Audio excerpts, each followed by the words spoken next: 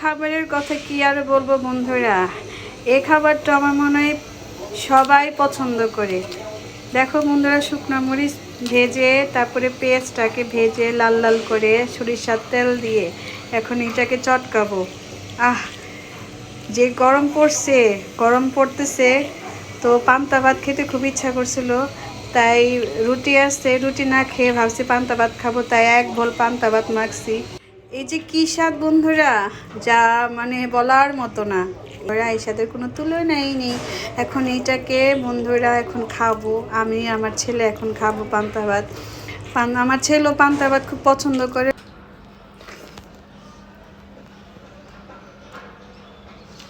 সেই স্বাদ বন্ধুরা, শুকনো মরিচ ভাজা।